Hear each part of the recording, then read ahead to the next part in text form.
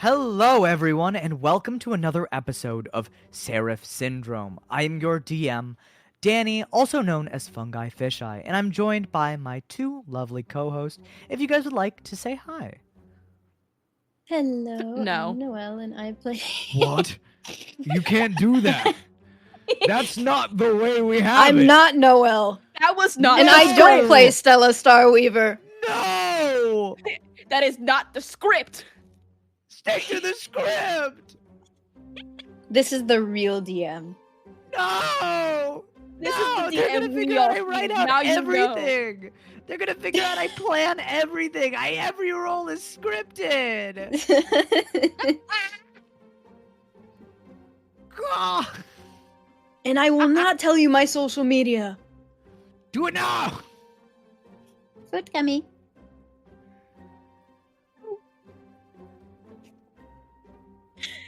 Hi, I'm Tiny.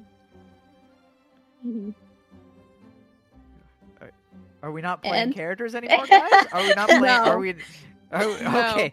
No I'm more retiring. In this episode of Seraph Syndrome, Stella and Akia are just gone, and it's just the players in the game now. My self-insert. But all right. Self-insert. Noelle plays Stella. Akia is played by Tiny. And let's get right into it. On the last episode of Seraph Syndrome, our party investigated the screams echoing throughout the greenhouse. As they arrived, they saw the stomach-churning sight of a bugbear woman begging for just another day with her family. Soldiers were dragging her away. No one in the grove or onlookers even aided the woman. The sight sickened Akia and Stella. Stella went to go question the officers and got a response that summed up to, "This is life within the gutter towns." Akia looked grimaced, angry, and sick, getting the smallest bit of comfort from Grim with his wordless manner. Akia and Stella could not interfere, but it agonized them both deeply. After the bugbear woman was dragged off, the party proceeded forwards towards the forest of the grove to look for Keela.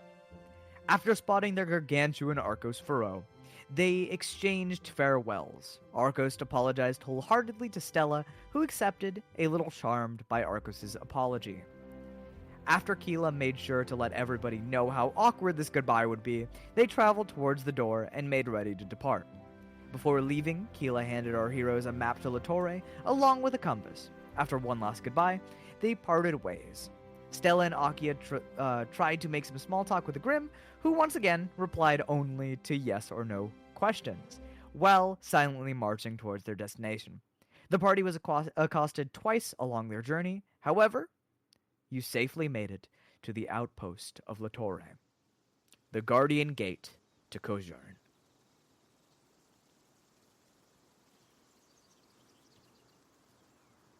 And as you guys are standing in the gates to Latorei, what do you want to do?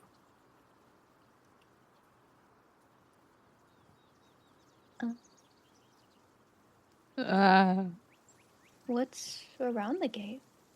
What's around the gate? There are some small, worn-down cobblestone buildings. They are covered in moss, grasses, and overgrown nature.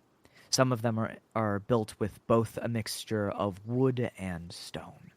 And the forest is kind of giving way, but it's still very well built into the woods. I can give you some more specifics if you need it.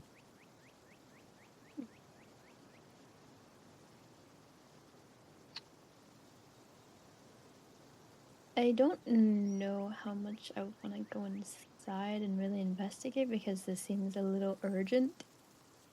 Mm-hmm. I think maybe afterwards, maybe we'll put a pin on that. Okay. What kind of handles are on the gate? Is it just like? Oh, it is currently pushed open. The giant logs of it are kind of forced open. You can guess by whatever Okay. adventurers came before you.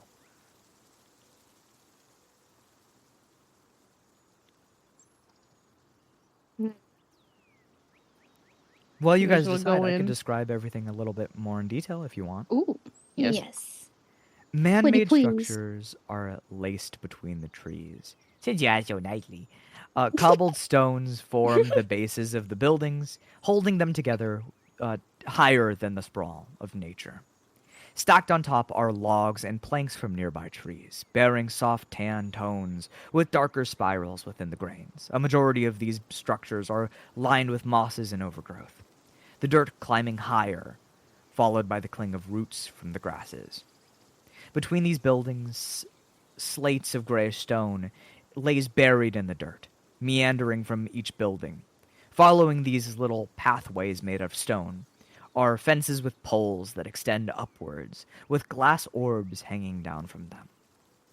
Most of these fences are broken. Some of them, the wood has given way and collapsed into the path, and are swallowed by the soil. Spilled and solidified golden ichor lays stagnant in the grasps of the town. Some plunge deep into the ground, and others just as spilled liquid where grass may not grow. In the center of the settlement, this is a very noticeable thing, is a giant sempervirine tree. Its trunk a width of 30 feet. It pillars high over the rest of the settlement, and staircases wind up across its surface. And you can see that there are definitely buildings that are built along that tree's bark.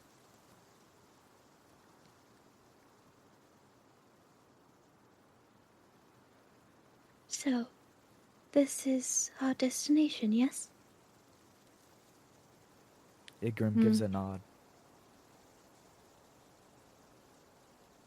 Alright. We probably should hurry then. Yeah.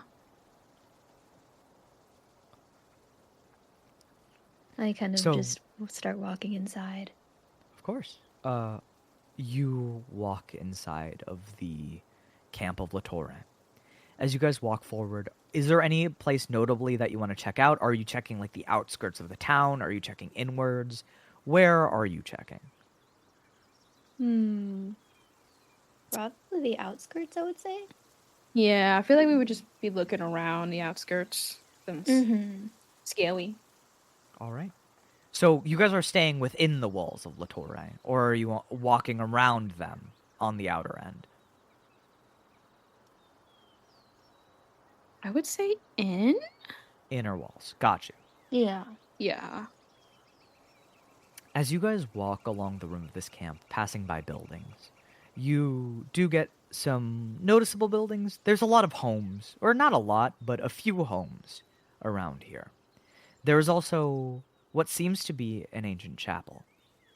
Or you wouldn't... yeah, I guess it's pretty ancient. And a smithy and a tavern. Both, well, all of them, run down. But as you walk across the rim, traveling between these buildings and tracing your footsteps to match the curvature of the walls of Latorei, you do hear a little bit of huffing as you get to the outer perimeter of the forest, or of this camp. Can we tell where it's coming from? Yes, you would hear that it's coming a little bit from the outer ends of the walls. It's on the outside. You can guess that it's on the opposite end of the wall that you are standing against now. So we have to like walk around. Or find another exit. There's probably an exit point on this side. You've walked completely northern, or I guess in this case it would be western, to the opposite end of town. So there's a pretty noticeable gap within the walls again. 2 sentry towers on either side. Hmm.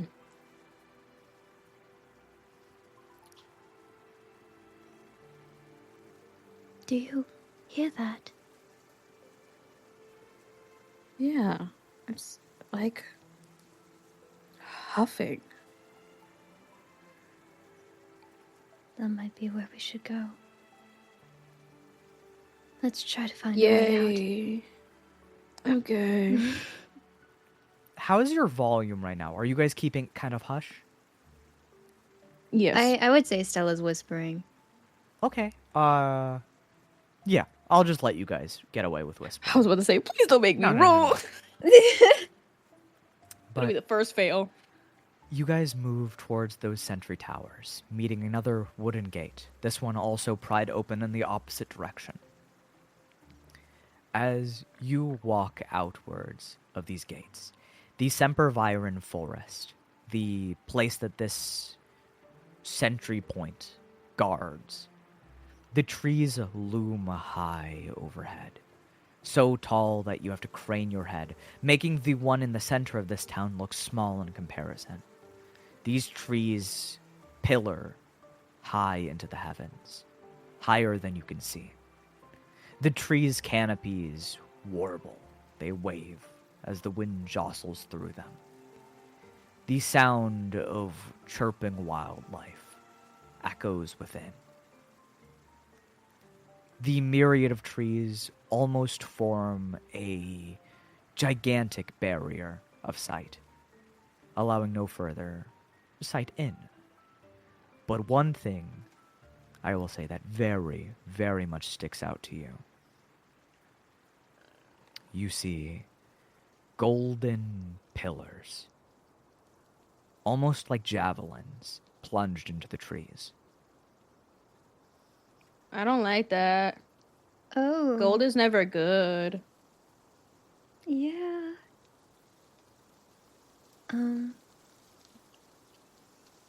Okay. So is there like a specific direction they go in? Like maybe we could follow them? The golden javelins or the voice? Or the huffing? I guess the javelins? Unless we can still hear the voice. The huffing you guys have moved away from the silent huffing a little bit. So if you want to trace that, it's going in the opposite directions of the javelins. Ah. Oh. And no splitting up just yet. Yeah, no. Please. No. Okay.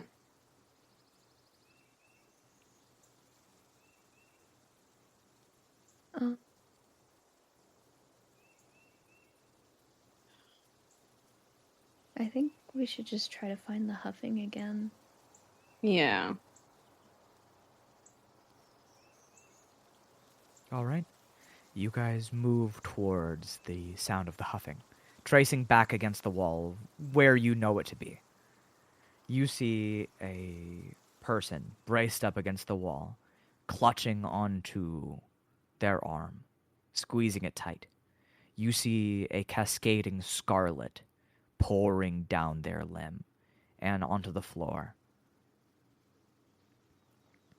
You see they try to heal, sparks of magic flinging from their fingers across their very, very clearly broken limb, but nothing is happening. And you see that this person is a satyr with long tangerine-colored hair that is loose and wavy, braided in some areas towards the back. Streaks of white streak across like thunder across his waves, and messily sprawl from the root. His eyes are a gentle rusty red. They are clearly hazy and barely able to stay open with the blood loss.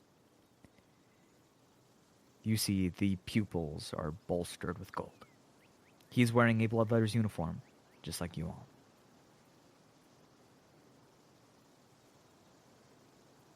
As I see him, I start rushing over. Oh my goodness. Let me try to help you. You rush over. You see as he goes, "Oh! No!" Oh, sorry. Did I scare you? Dear Carulia, yes you did. Hello? Hello there.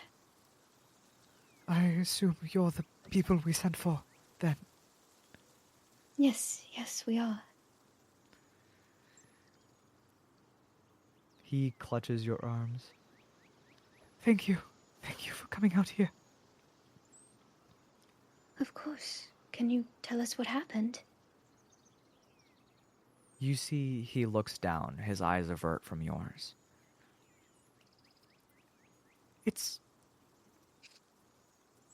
He, with a shaky hand, lifts off from your arm that he was clutching, and he points towards the trees in a direction that your gaze can follow.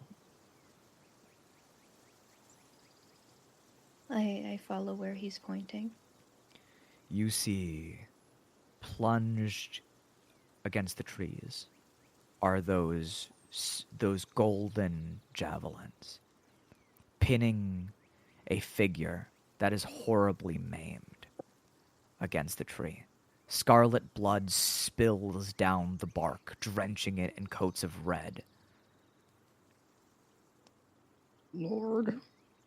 Then his finger shifts so your gaze can follow it, and you see another. Head completely caved in, crushed and skewered by a javelin. Unrecognizable. Their blood-letter uniforms are soaked in scarlet. Oh my god.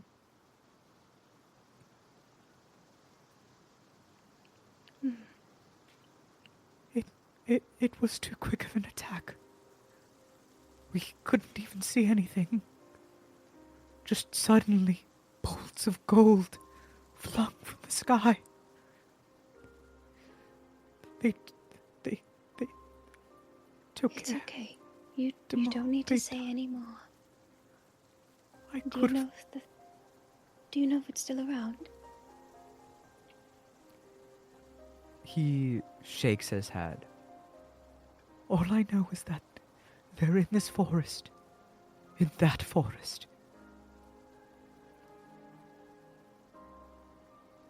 Whatever it is, it's so fast. It's so fast there might as well have been a swarm. And so powerful. And Stella, he shows you his arm, and you see a chunk of flesh is completely removed from it. Ooh. Oh.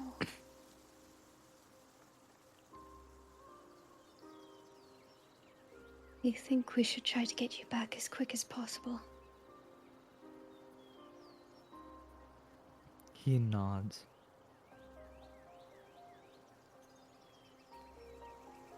I think there's no saving my arm. So we might as well let it go for now. I apologize, but if any of you are strong enough to take it off, please. And he looks at you guys desperately.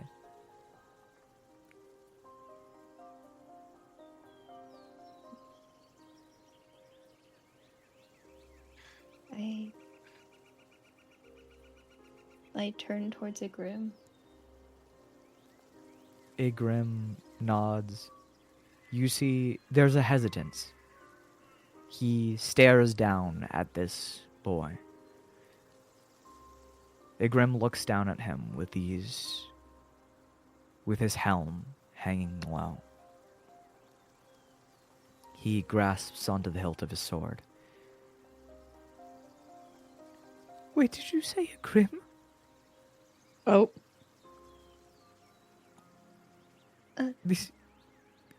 Yes? This is the Angel's Bane? Yes, that would be him. You see this boy with eyes that are clouded with tears, clenches them, and looks down. He looks at Igrim.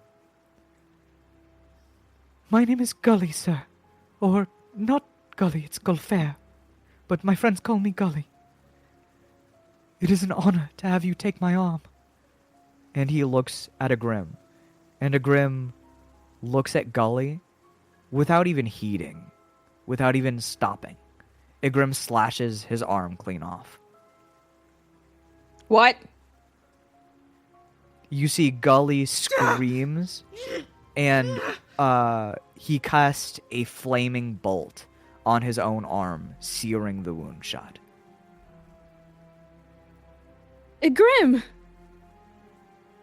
Igrim points at Gully, who is currently clenching his teeth wildly, trying to stop himself from making noise. And Gully goes, "That arm is good as dead anyway. It's okay. I'm only gonna not be able to write for the rest of my life." The kid just looks at it grim like, what? Warning? Next time? Igrim points at his helmet. I'm starting not to like that helmet. Igrim sheathes his sword covered in crimson, and he grabs Gully's face. He reaches into the bag, Stella, and he shoves some herbs into Gully's mouth. And Gully just goes,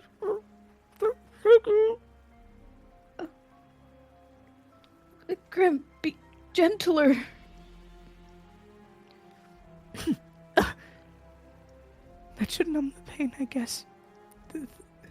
And you see, if you're gonna actually help, like, heal Gully even a little bit, Stella, Yes, I would like let me to. know. Yeah, I'm because going he to use... looks exhausted and he has lost a lot of blood. Okay, I am going to use... Cure Wounds. Doesn't help that the man got his arm chopped off. It was basically hanging from muscle and fiber. Damn, bro, give me some warning. But how much did you heal Gully for? 12. 12. All right. You heal Gully for 12, and Gully looks a little bit better. As I'm You see healing him... Oh? No, go ahead. As I'm healing him, I'm just go... You needn't stop writing. So long as you live, you can do whatever you want. I suppose I could learn to write with my other hand. Of course you can. Cherish that which you love. I wouldn't say I love writing, more like it's just a thing to do, to let people know I'm okay. Sorry, I shouldn't... I'm good. No, it's okay. Gully looks at you, and he goes, "I know I seem a little calm about this, but, I've had like 3 days nearly bleeding out here to compose myself just a little." Don't worry, you're completely fine.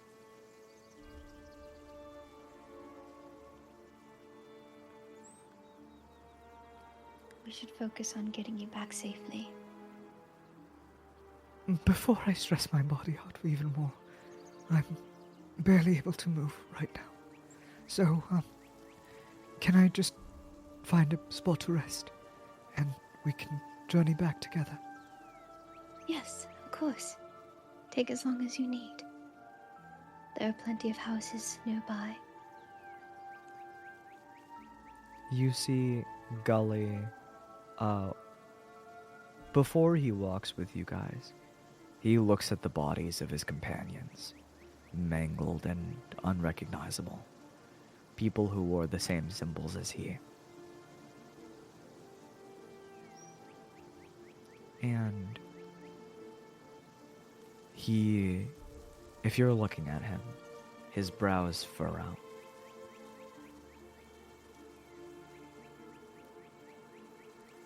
He then turns and, braced up against the wood, almost sliding his injured arm against it to support himself, he walks in towards Latorei.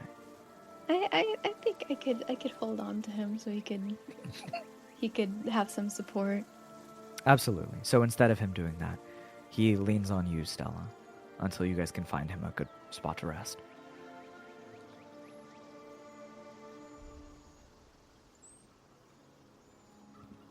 And where are you guys going?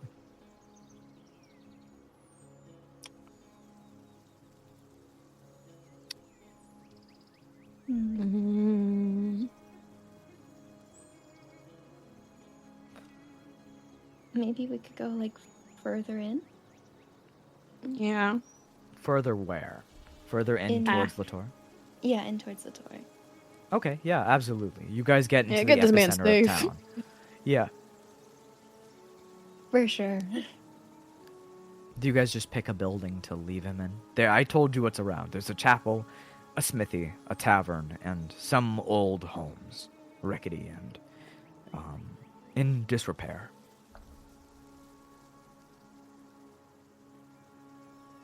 The chapel.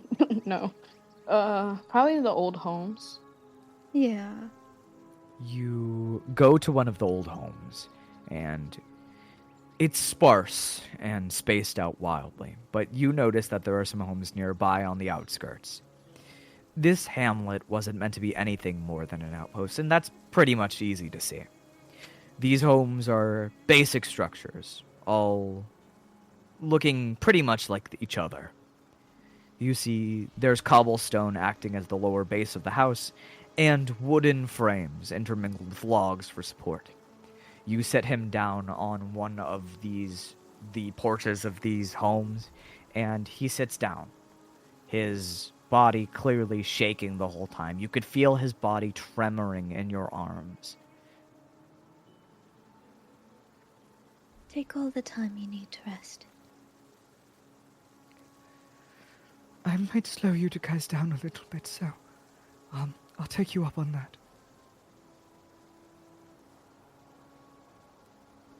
But Don't worry about slowing us down. don't worry. I won't get in your way.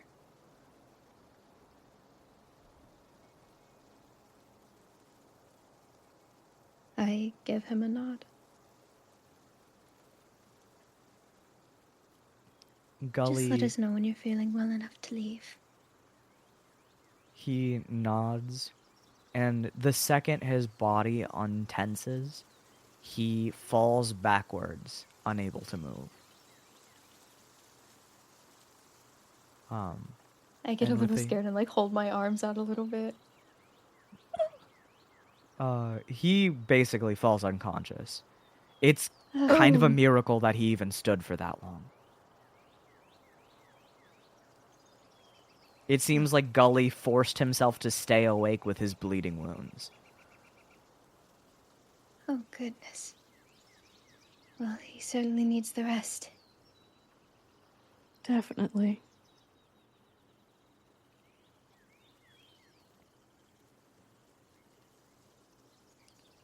So while you guys are here letting Gully rest... Oh, go on. I would love to look around, but I also don't really want anything bad to happen.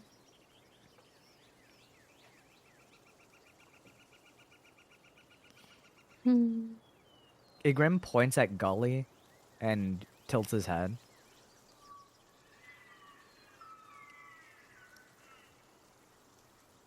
I wouldn't want any harm coming his way if we decide to wander off or anything like that. Igrim looks at you, and he just gives you a thumbs up. And then he stands in front of Gully and puts his sword in the ground.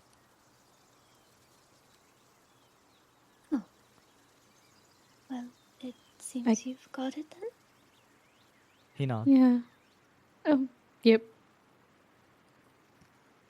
All right. Well, Akia, why don't we look around then? Oh, yeah. We will be back, Grim. Igrim just looks at you. He points to your mouth, and then he does a movement where he puts to the side of his helm 2 hands in a cup formation. Huh? Basically, he does the thing that people do when they're yelling really loud. Oh. He does that and then points at himself. So he points at you, yell, and then himself. Okay. Okay. Yes. I give him a thumbs up. Akia also like stares at him for a minute and is like, Like, yell out, okay? I yeah. yell for you. Okay, I yell for you. Okay. Ygritte nods very cheerfully. Okay. But I'm slowly learning. We're getting there. You've got it. So, We go. Okay. which place So, is we calling went- out to you guys? We went to the old homes. There's chapel, smithy, tavern. Was there That's anything about else? it. Oh, and the giant sempervirine tree that has Yeah. a structure on it. That's the one thing I was missing. I wrote them all down. I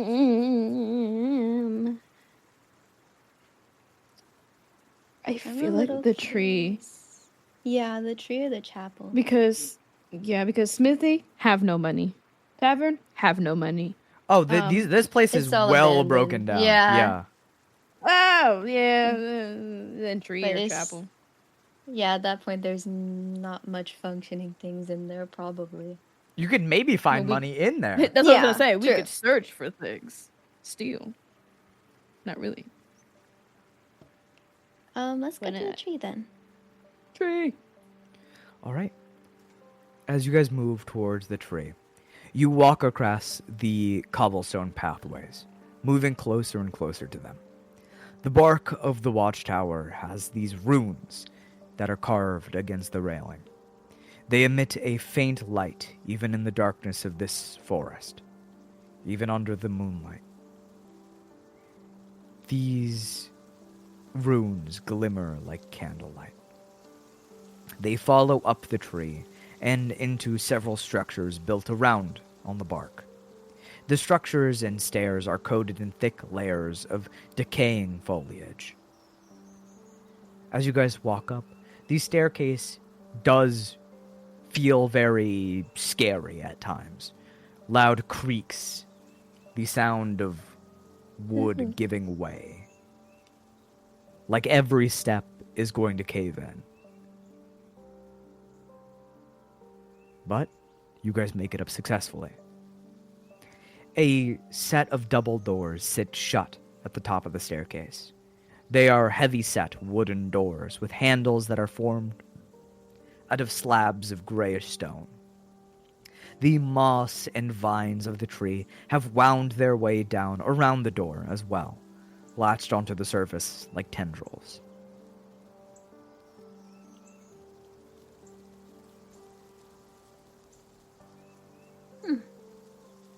These are quite hard to open. Yeah. We can try. Yes, let's try our best. With Yeah. each other, how are help you guys each going to other out. try? What if we both just pull on one of the doors?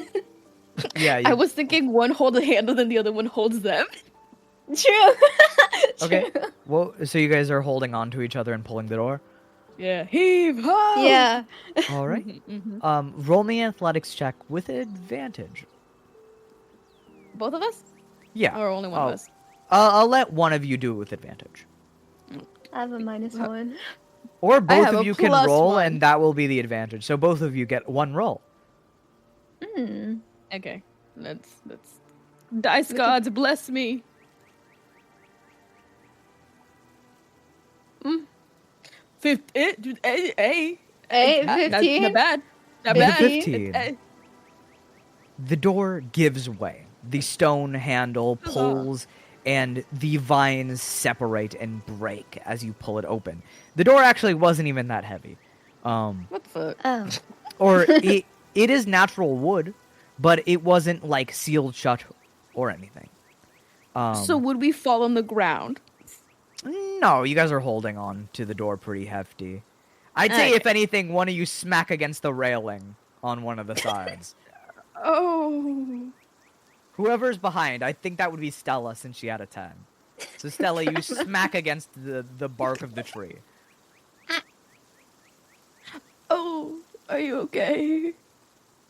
Yeah, I'm okay. Good job. Yay. We did it. She just rubs on her It's just like, oh, it's okay. It's okay. Thank you. It's only I had a to minor setback. I had to hold back so much from saying sana sana colita de rana, sino sana hoy, sana mañana.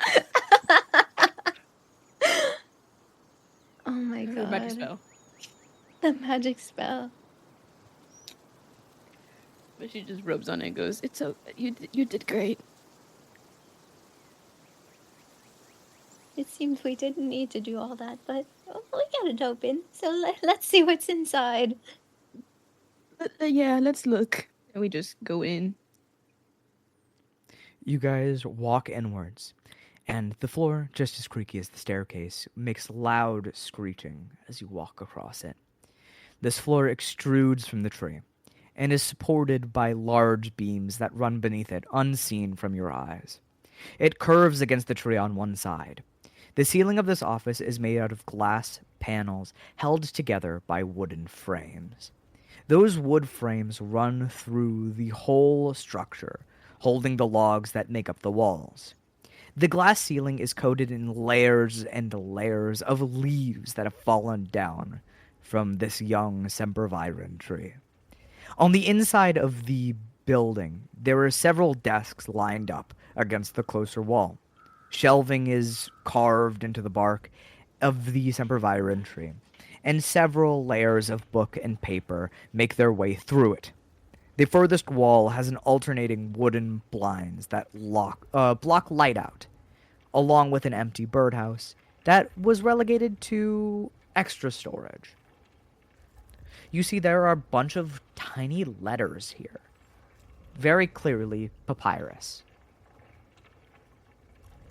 Oh. Ooh. Can I pick up any of the letters? Yeah, where are you going? There's some on the shelf and then some on the, there are tons brimming on the little bird box that has been repurposed into a letter holder. We can split off, and you take one side and I take the other. All right. I'll look in the Which little one you want? birdhouse. Aye. All right. So we'll do this Stella first, since you asked. There are very little things. There are very little things of note on this first floor besides these papers. You also see that there are these little stamping stations right on the desks that you are next to, Akia. But we'll get to that on your turn. But you pick up some of the letters and try to see if any of them are legible. Yes. As you sift through some of these letters, some of them seem to be personal facts. Things that are relevant to the reader and the writer. You can see through faded ink worn from the sun piercing through the vines, or through the blinds. There are letters of commune between Kojern and this outpost that you guys are in. Some letters are labeled towards Latorei. Some of the other letters include, very clearly love letters, and other personal exchanges. Any of these catch your eye? I kind of want to look at the ones about, the outpost and stuff. All right. You pick up the paper and you open the envelope. You crack a seal that is currently, it's hardened on top of the paper. And you open it up. A brownish yellow paper is within. You pick it up.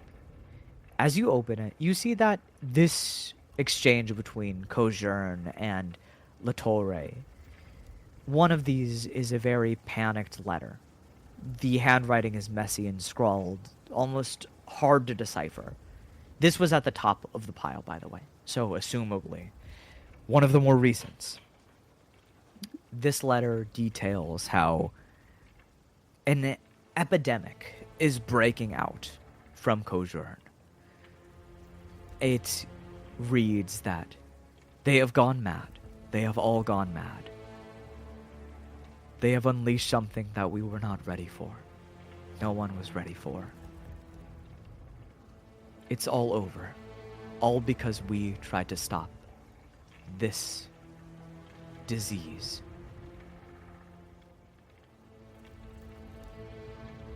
Unleash something.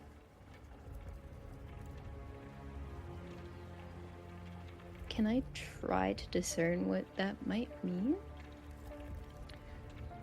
Roll me an insight check.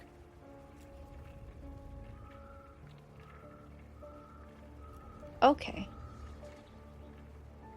9. 9. With a 9, you can guess that whatever they did, whatever was happening in Kojern during these moments, during assumably the final moments of Kojern's existence, at least from what you can tell, something happened of extreme proportion, something that could never be reversed. But what you can clearly tell is that whatever they did was in combat to Seraph Syndrome. Mm-hmm. So this is something far different. I'd say, since you're taking your time to look around and your curiosity is piqued, you see there's a letter that stands out from the rest. The paper soaked with brown dots across it, and a seal that is slightly too melted. I'm definitely picking that up. You pick it up. You see this letter is very, very panicked. It's stained in brownish maroon liquid that hardened the paper. Patches of the liquid that have bled through the paper, and ink has faded and makes it hard to read. But it goes over the same details. This seems to be a letter from someone who worked in Kojern. Everything we did in order to prevent. Everything we did in order to try to heal. If you can get this letter to anyone else, if you, the people of Latorei, can escape, do not rush to our aid, for we are doomed.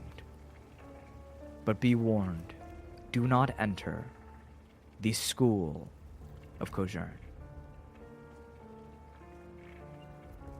The school. And after that, it seems like the letter continues, going in and divulging more information. But it seems like that brownish liquid pools more towards the bottom.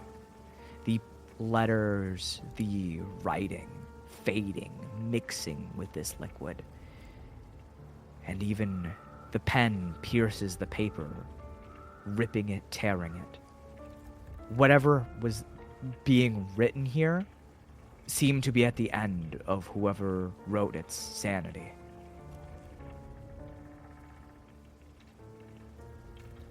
Stella furrows her eyebrows as she's reading these letters. I put my hand in my chin. What could this mean? The school of Kojern.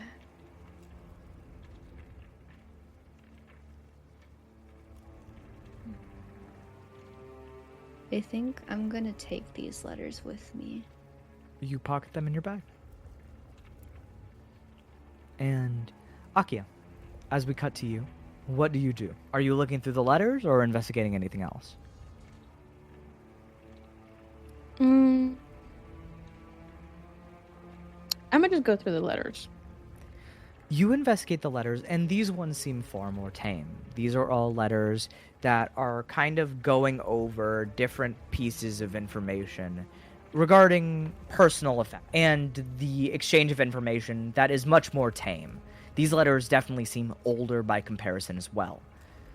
Things going over the pay of the people of Latorei, the way that they have been guarding, and the people who have passed through Latorei to enter Kojern.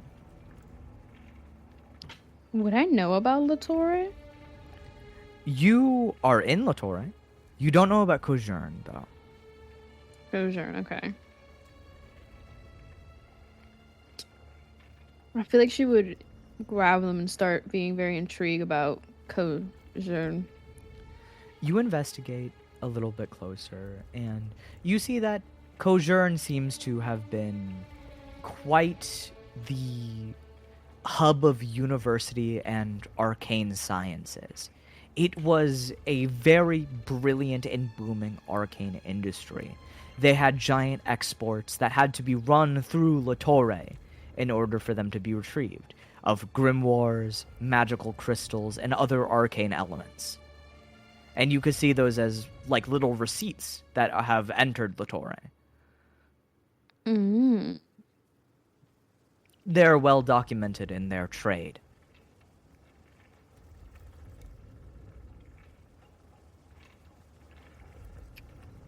She would probably still keep an eye on those transactions and start reading other letters around. Yeah, other letters go across, again, more personal belongings. Some of them are exchanges between what you could assume to be the rangers that lived here and the people who lived within Kojern. Romances that are separated by distance.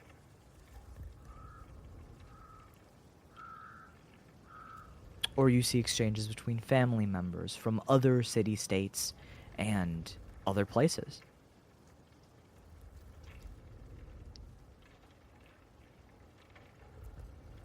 Is there anything in the ones that have like trade between the two places that I can have any more detail on? On like specifically what they were trading? Yes, you can see that different lands, like the dwarven lands of Kelfrey, were trading magical crystals to Kojern for study in exchange for what seems to be grimoires and other magical artifacts.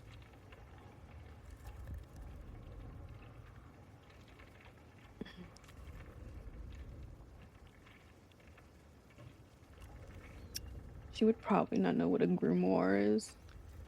Yeah, probably not. She'll probably grab those tradings and just like keep the letters to probably ask Stella about. Okay. Can I like investigate around? Yeah, there are some things like you see that there are these little stamp presses. They're across every desk that is connected to this shelf that you're looking at. Look at those. You take a look at them, and you see that they are old-fashioned wax. But if you look at any of the seals on these letters, they bear symbols that you cannot begin to comprehend. They are otherworldly in nature.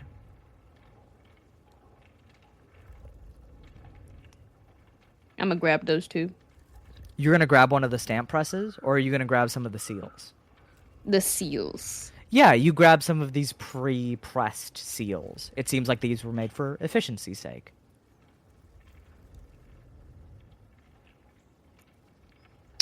I think that's it. I feel like she would just grab stuff she doesn't know and then just go back to Stella and ask her about it. Yeah, I think Stella's been very just focused on the letters. Yeah. Stella, as you investigate more of these letters, you see that a litany of them at the top. The ones that are especially coded in chaos. They seem to have been unmanaged by the people who once lived and occupied this watchtower, as if they were neglected when they were coming.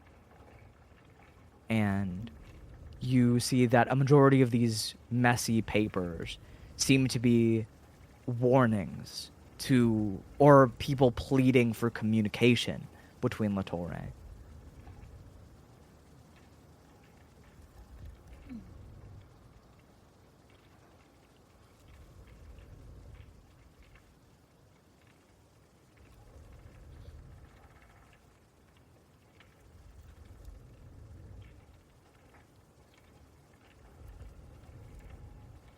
Anything else you guys would like to do? I'd say at that point you guys both kind of glance over everything in this room that you can find.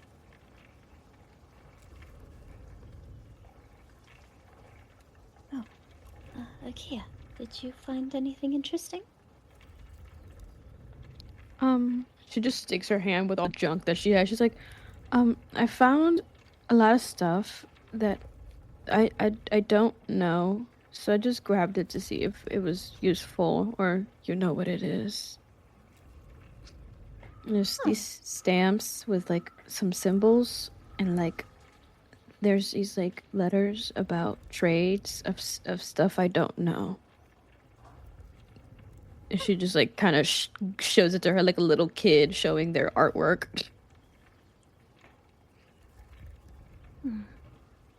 Crystals for grimoires.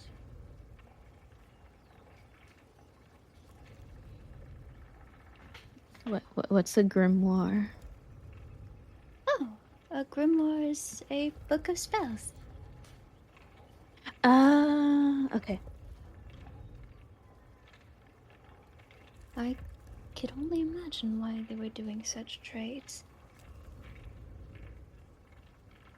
Well, Stella, I think that would come pretty easy to you. Kojurn, from your understanding, was a place of experimentation and arcane booms. So, it's a very magical place. One that was a field of study for many arcane manipulators, magical people. Okay. Yeah, that makes magical sense. people. I wonder if that experimentation led to what happened. What about these seals? I can't recognize anything there. Would I know any of these symbols? Stella, while you are a magical person, I don't think you would understand what these symbols quite mean. I don't really believe this is my field of magic. If it is magic. Oh, well. I think I'm still gonna keep them just in case we find someone that does know. And she That just kind of sounds a puts good them in her idea. pocket. All right, what do you guys want to do now? You can go to the chapel since that's another place you were interested in.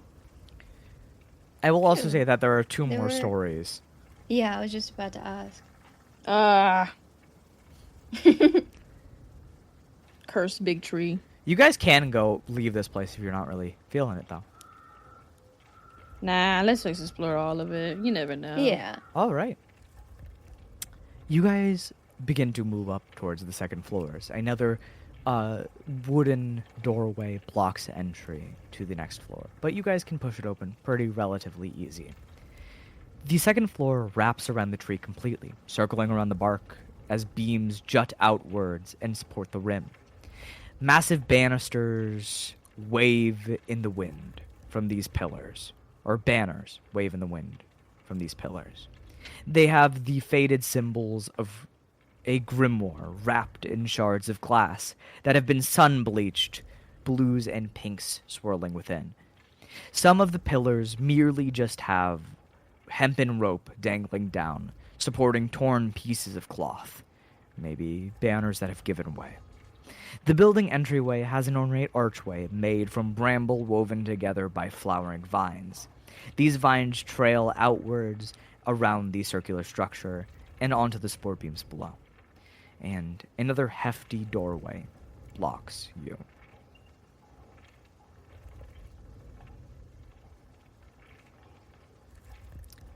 As you guys, I think, go to push it a little too casually, this door does meet you with more resistance than before. Maybe this time I'll need combined strength. Yeah, let's try again. All right, you Yeah. guys can do an athletic check again. We could do this. We got this, guys. Bro, are you kidding me? Oh, What the goodness. fuck? 13? Oh, With heaving strength, the both of you combine your powers to try to pull the door open. However, the door does not budge. God damn it. You hear a creak as it retches Gosh on darn its nabbit. hinges, but it doesn't move. ah. The Grim! Help! Like we're in I danger. legit could yell. I could yell for him. We can come back. True. Maybe the other floor doesn't have an impossible to open door. The third floor is above this one. There's no entryway directly Damn. from here. Oh, Boo. okay. Well, I guess we would. Okay, yeah, I see. We might need a Grim's help for this. That's fair. Well, maybe we could just look elsewhere for now. Yeah. Two Alright. girl failures sadly walk down the stairs. You guys walk down the stairs just as Defeated. Yeah, defeated. Pancake heads rolling down them with you. Pancake rolling. Yeah, every time he hits a new step, he goes pit, pit, pit. Oh. Oh, we love you, Pancake. But you At least guys he's having continue fun. downwards, and you guys are going to the chapel. Yes. Yeah. All right. As you guys head towards the chapel, you see that this is the largest structure. By the way, you pass by a Grim who is currently standing there and protecting Gully as best as he can, just standing over. Akia just waves at him. Yeah, I was a gonna Grim- say Stella too. A Grim waves at you and Stella as you guys walk by. The chapel is the largest of the surrounding buildings, besides the watchtower, of course. Damn. A two-story structure with cobbled walls that alternate with shades of gray. Across the cobbled stone, graffiti and notes of disdain are scrawled across the walls. The windows are shattered. Wooden embellishments decorate the outer corners of the building, before meeting at an archway in the front of the sunken door. Above the logs, the fragments of stained glass sits within the window frame, stained in white, gold, and blue. The actual door of the building has a significant amount of damage done to it. The wood is concave and splintered, one of them barely hanging on by its rusted hinges, and the other one flattened down against the floor of this chapel. The insides of this building have a tricolored carpet. On the outer rim, there are stripes of white, then blue, then gold in the center. Though the colors are faded and dirtied, as well as the carpet being bent, frayed, and torn, this carpet leads to 3 statues sitting at its furthest point, each having their faces mangled and removed, the symbol of Duvarg clearly cut across their face.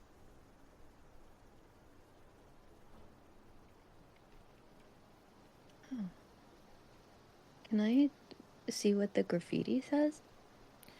There are a bunch of profanities towards the gods. They who abandoned us. The ones who left this world to doom. The stagnation that has rotted our lands. The false idols that have brought us all to damnation. Those who bring their divine wrath upon the righteous are false idols.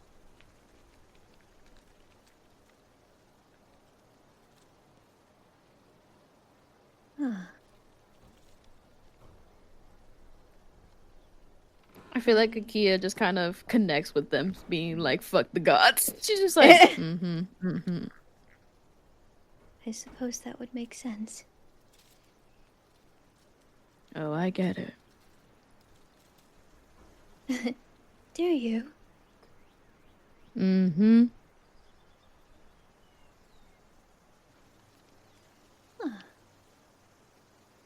Well, I can understand why.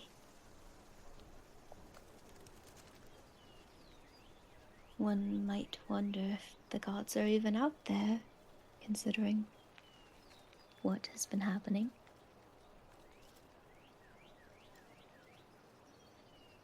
Yeah.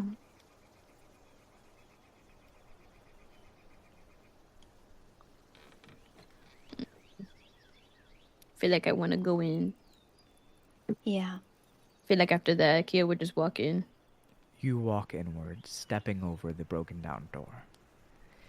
This church is ransacked. The pews shattered, broken. The priest's stand, which sits before the statue, is also cleaved in half.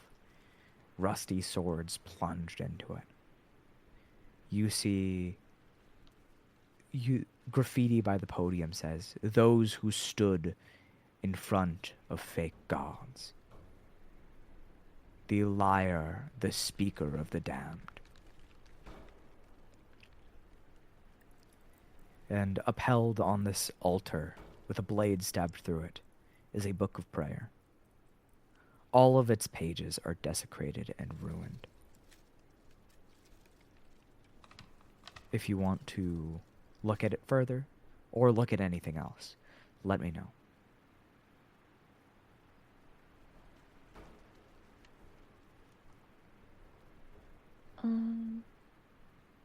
We could split up again and look at different things. I could look at this book. You could see what else is around.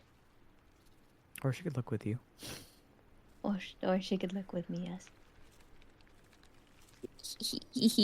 Maybe. I mean, maybe if you really want. Yes. Okay, so you both are looking at this book of prayers.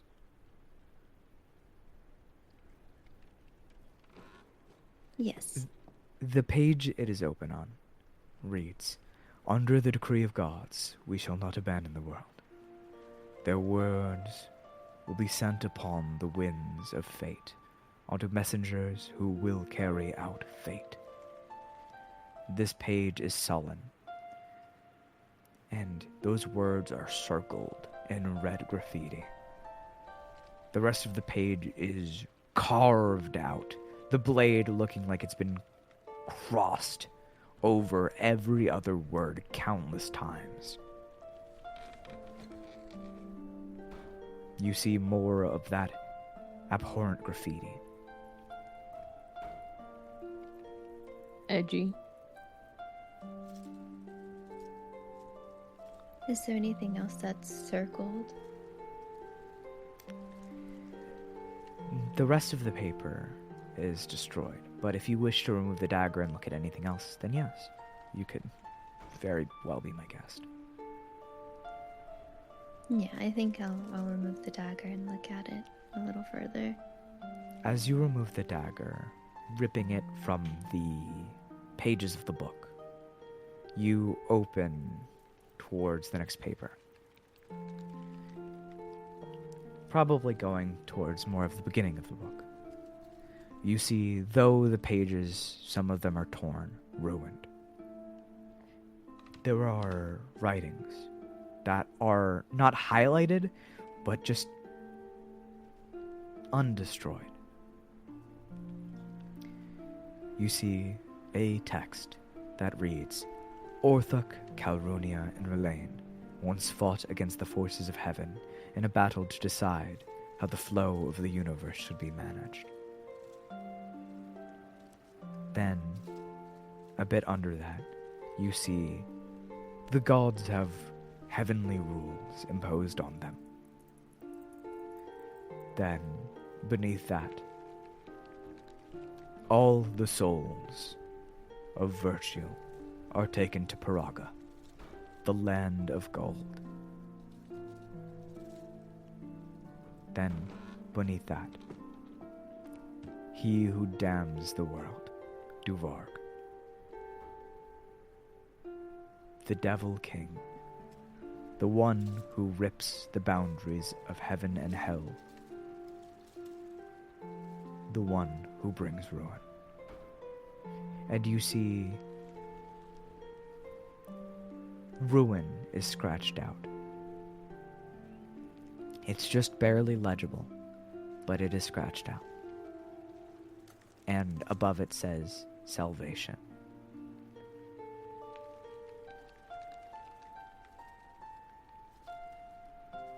I think Stella, as I read that, I furrow my brows a bit.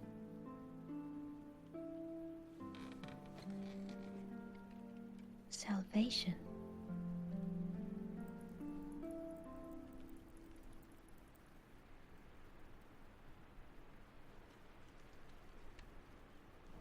I'm not sure about that.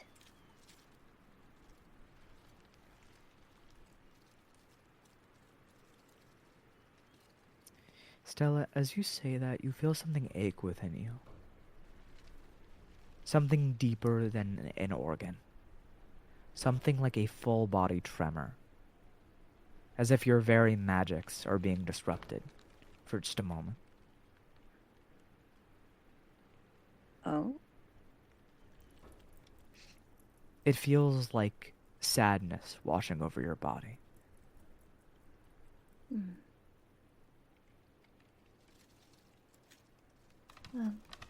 Akia, what do you make of this? I don't know.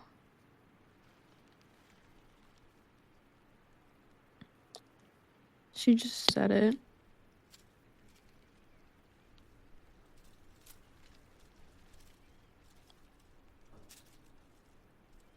Doesn't know how to feel.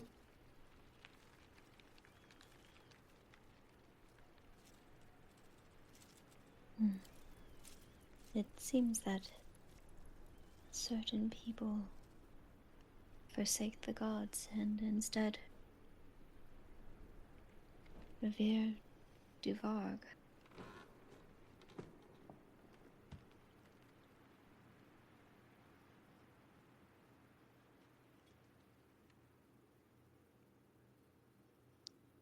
I mean,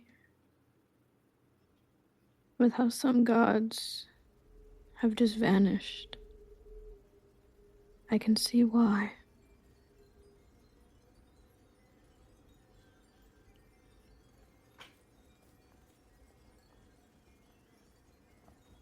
I suppose you're right.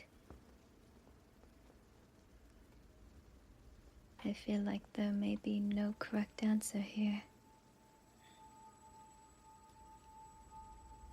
Everyone's just clinging to something. Something to believe in.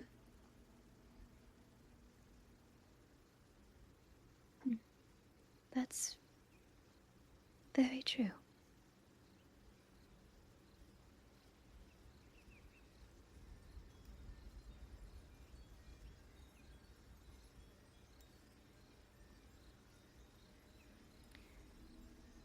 Anything else you guys are doing?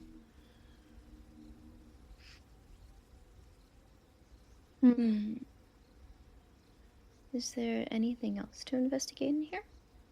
Yeah. Not from what you can see. If you want to roll me an investigation check, then be my guest. Yeah.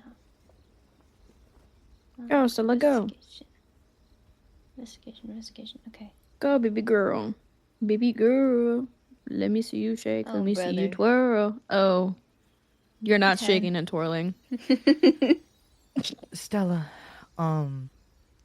as you look around, seeing if there's anything else you can investigate, I assume you put the rusty dagger back on the book, right? Oh, yes. As you put it down, you feel as under you shakes a little bit. Huh? And you look down, and you see it's a rickety trap door is half uncovered by the carpet beneath the altar. A wooden door. Oh? I move the carpeting away. You move the carpet away, and you see the door in its full glory. It is very old looking, very rustic, very dusty.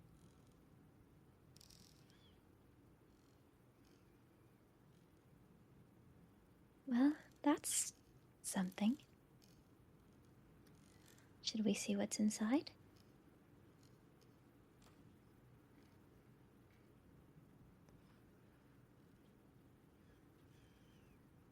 Hmm. Sure. All right, who leads the way? I'll Stella, lead the because she way. found it. Yeah. Yeah. All right. Pulling open the trapdoor, a puff of dust expels from the surface of the trapdoor. Beneath this trapdoor, and with a loud sound of a creak, it pulls open to the side and almost lets out an explosive thud as it hits the floor. It echoes around the chambers of the cathedral. You look down, and there is a wooden staircase that lurches deeper, deeper, and deeper into the darkness of the basement.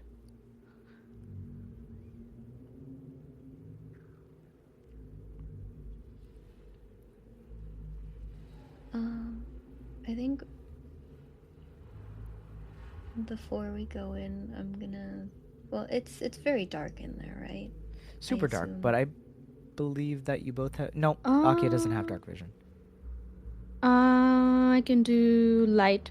I have Okay. a spell that can do okay. light. All right. I just do that because it doesn't let me roll. So, Stella, you move downwards, your eyes quickly adjusting to the darkness, letting you see in monochromatic light. Akia, you follow suit, and you shed actual light into this darkness. You move deeper into the bowels of this abyss, and even as you are casting light, you see flourishes of light begin to across the basement. These shards of fluorescent arcane light. They shine dimly from runes embedded in the ceiling. The floors of this basement are covered in several layers of carpet. There are several beds and barrels within. The air is stale, stagnant, and unmoved. The dust almost permeates every inch of the air here, making it a little hard to breathe. The walls of the basement are formed of the same cobblestone. It seems the graffiti hasn't touched here yet. This is an completely unexplored chamber.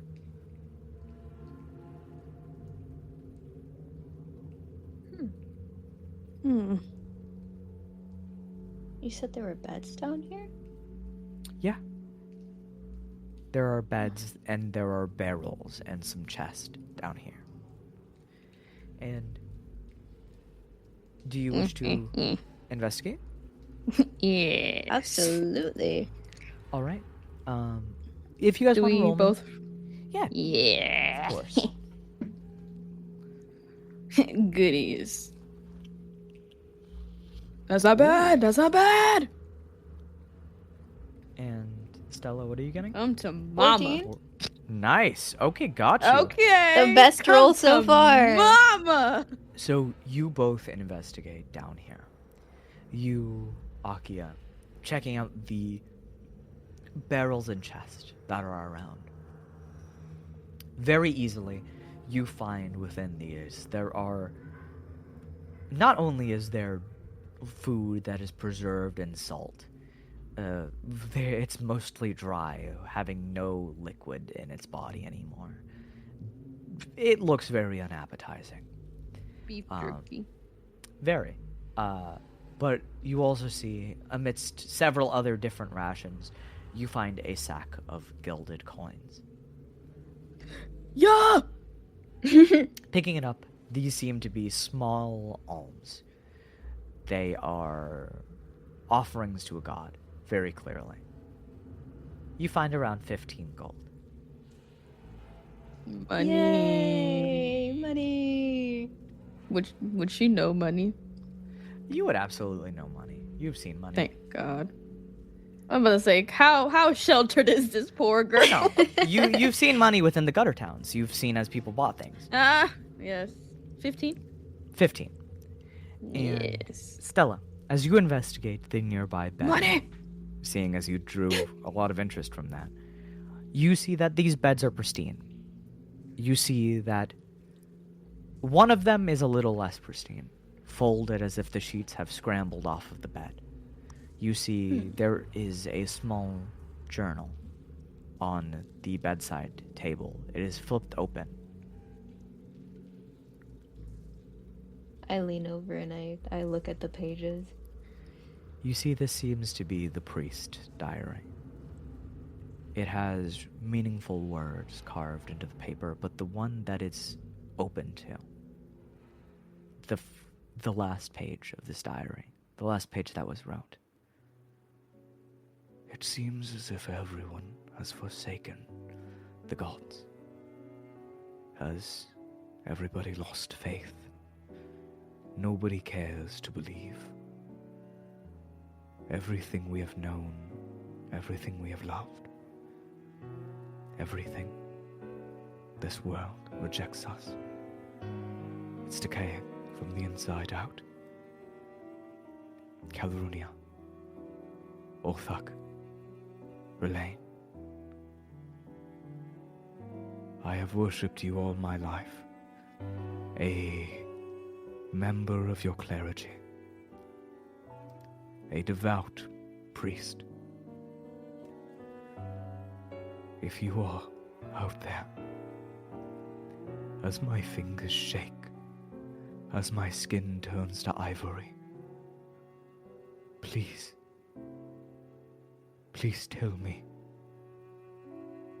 Please tell me you haven't left us.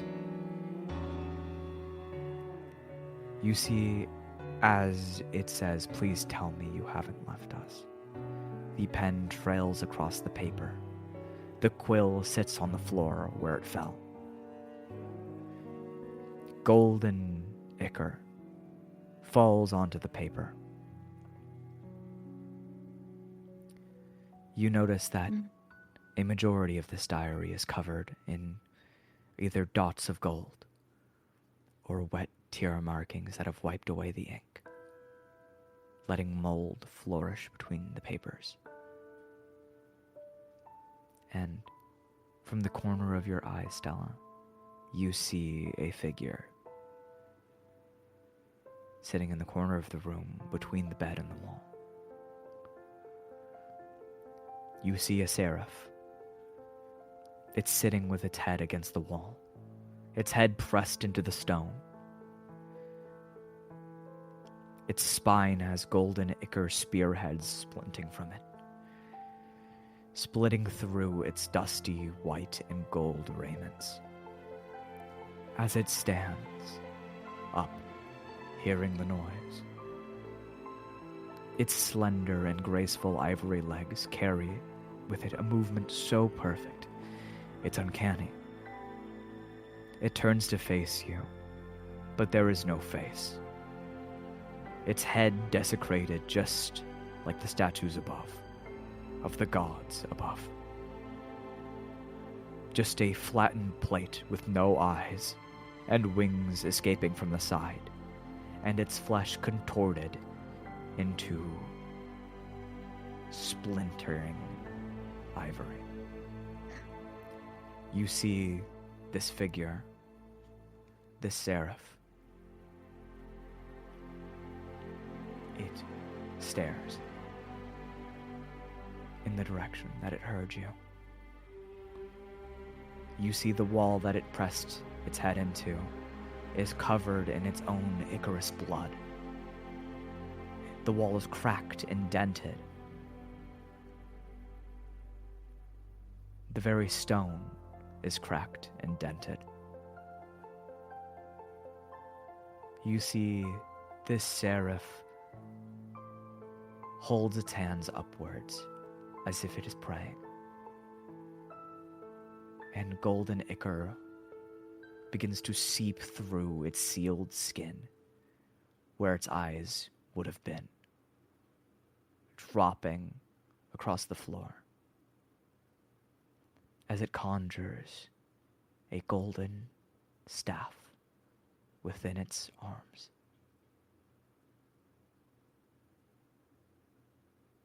It holds it to the side, and that is where we will end today's episode of Seraph Syndrome.